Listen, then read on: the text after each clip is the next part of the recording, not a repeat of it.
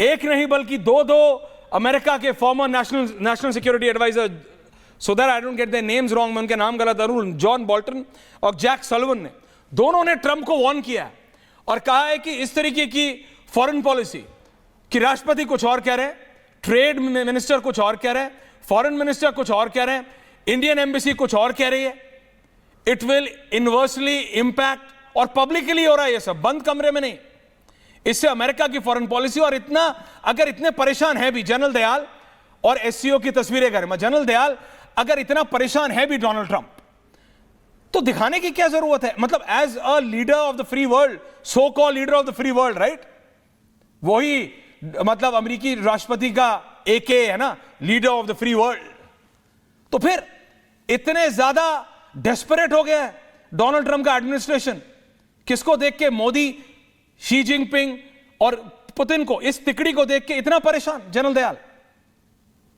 देखिए ऐश्वर्या, जो बुद्धिजीवी लोग हैं ना अमेरिका में, और जो अमेरिकन डिप्लोमेसी में, अमेरिकन एंटायर स्टेट में बहुत लोग इन्वॉल्व हैं बहुत लंबे समय से, वो भारत की अहमियत को समझते हैं और ये बात समझते हैं कि भारत और अमेरिका के रिलेशन जो हैं ये शायद टेम्पररी सेटबैक है, लेकिन लॉन्ग टर्म में ये एक दुनिया की मजबूरी है। अगर भारत और अमेरिका 25 साल के बाद, दो डेमोक्रेसी जो इन्फ्लुएंशियल डेमोक्रेसीज इस तरह से अगर उनकी इतनी क्लोज रिलेशनशिप के बाद अगर फॉल अपार्ट करते हैं, तो इसके रिपरकशंस लंबे हैं, सिर्फ भारत के लिए नहीं अमेरिका के लिए भी लंबे हैं। तो वो समझते हैं कि इसमें अमेरिका का भी नुकसान है, भारत का नुकसान है, अमेरिका का भी नुकसान है, और ये नुकसान किसी के लिए ठीक नहीं है।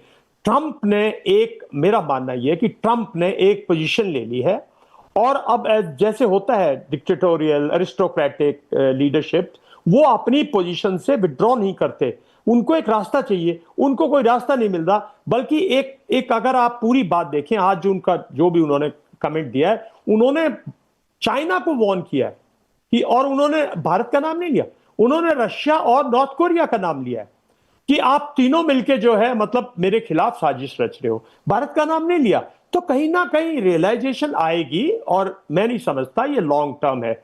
हमारे और चाइना के जो डिफरेंसेस हैं वो शॉर्ट टर्म के लिए गैप हो सकते हैं, लेकिन उनका लॉन्ग टर्म सॉल्यूशन जो है वो अभी तक चाइना ने टेबल पर नहीं रखा है, ना चाइना रखेगा।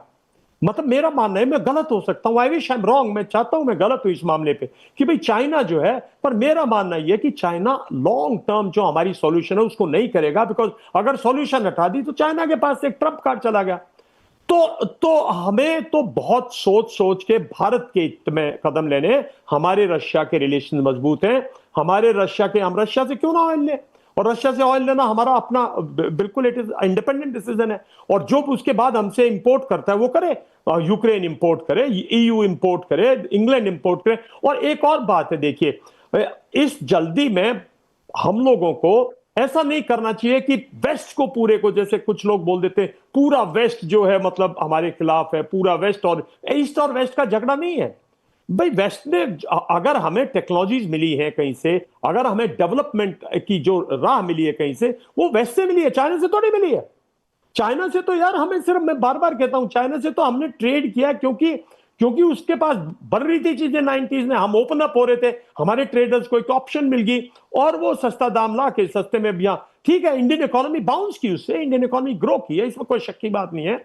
लेकिन लॉन्ग टर्म में हमने वेस्ट से जितनी भी आप टेक्नोलॉजीज हैं, जितने भी हमारी कॉपरेशन हैं, अगर आप देखेंगे रशिया से हमारी डिफेंस की, जितने भी हमारे पास डिफेंस के बड़े बड़े स्टैब्लिशमेंट्स हैं, ब्रह्मोस है, हमारा जॉइंट वेंचर है, कोई भी चीज के हाथ लगा लीजिए, किसी भी आप सबमरीन के हाथ लगा लीजिए, किसी एयरक्राफ्ट को हाथ लगा लीजिए, राफेल को छोड़ के और मिराज 2000 को छोड़ के और जागोर को छोड़ के, तो हमारे रशिया के बहुत स्ट्रांग रिलेशनशिप है, उनको हमें स्ट्रेंथन करना चाहिए। और अमेरिका उसी से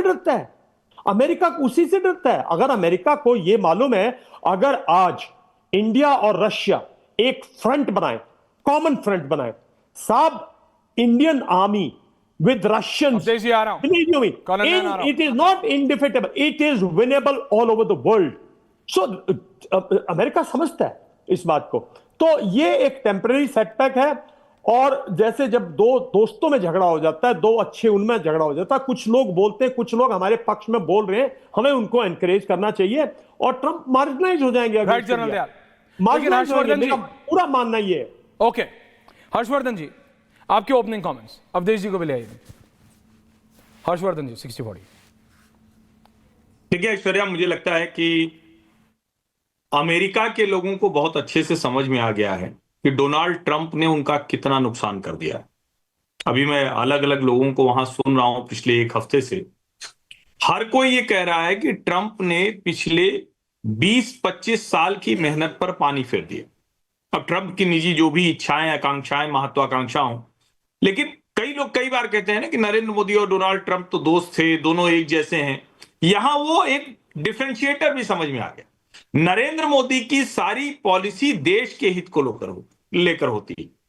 ट्रंप की पॉलिसी अपनी प्रतिष्ठा, अपने लिहाज से सब चीजें चले, और उसका नुकसान कितना बड़ा हो रहा है कि आज अमेरिकी इकोनॉमिस्ट, अमेरिकी स्ट्रेटेजिक एक्सपर्ट वो कह रहे हैं कि आपने भारत जैसी डेमोक्रेसी को चाइना के पाले में डाल दिया। आज विक्ट्री डे परेड के मौके पर जो उन्होंने लिखा है वो तो बिल्कुल कुल्हाड़ी पर बैठ जाने जैसा है। आप सोचिए, वर्ल्ड वॉर 2 की बात कर रहे हैं, जिसमें अलाइड फोर्सेज और एक्सिस फोर्सेज के बीच में झगड़ा था, जिसमें अमेरिका की अगुवाई में चाइना और सोवियत यूनियन एक साथ लड़ रहे थे, जिसमें जर्मनी, जापान, ये सब दूसरी तरफ थे। आज जापान अमेरिका के साथ है। कमाल की बात यह है कि वो जापान को भी चिढ़ा रहे हैं। भारत इस विक्ट्री डे परेड का हिस्सा नहीं हुआ, जबकि हम भी ब्रिटिश पीरियड में उसी अमेरिकी अलायंस का हिस्सा थे जिसमें ब्रिटेन भी शामिल था। यानी ट्रंप आज की जो स्थितियां हैं उसके लिहाज से कोई निर्णय नहीं ले पा रहे। और कमाल की बात यह कि उनकी अपनी कंपनीज पर जो बार बार वो कहते हैं ना कि भारत तो सिर्फ सामान हमें बेचता है, खरीदता तो कुछ है नहीं, हम तो कुछ लेते नहीं है। Apple 67,000 crore, Amazon 40,000 crore, Google 31,000 crore, Microsoft 23,000 crore, Meta 22,000 crore. ये पैसे कहां जा रहे हैं भाई? जो आप बार बार कह रहे हैं अमेरिकी कंपनियां बड़ी हो रही हैं, और वो भारत की जमीन पर भी बड़ी हो रही, जैसे वो चीन की जमीन पर बड़ी हो रही थी। अब ये आपको डिसाइड करना है कि आपकी कंपनी और आपका कंज्यूमर, यानी जो मेक अमेरिका ग्रेट अगेन वाला अमेरिकी है, वो परेशान हो, और आपकी वो कंपनियां जिनका दुनिया भर में दबदबा है। हम भारतीय चीनी सामान को धीरे धीरे मानना बंद कर दिया हमने। जो हमारा ट्रेड डेफिसिट है वो हमारे उद्योगपतियों की वजह से, जनता नहीं मानती उसे। लेकिन अगर कल को अमेरिकी जो प्रोडक्ट है उनके खिलाफ भारत का सेंटीमेंट हो गया, कहां सर्वाइव करेंगी ये कंपनियां? चाइना के पास तो BYD है, चाइना के पास MG मोटर है, चाइना के पास हुआई है, चाइना के पास हर तरह की चीजें हैं, वो तो वीवो ही इस्तेमाल करता है। हमने उनकी कंपनियों को सर्वाइवल दिया हुआ। हमारी अगर एक तरह से कहें कि भावनाएं उलट जाएं तो अमेरिकी कंपनियां धड़ाम हो जाएंगी।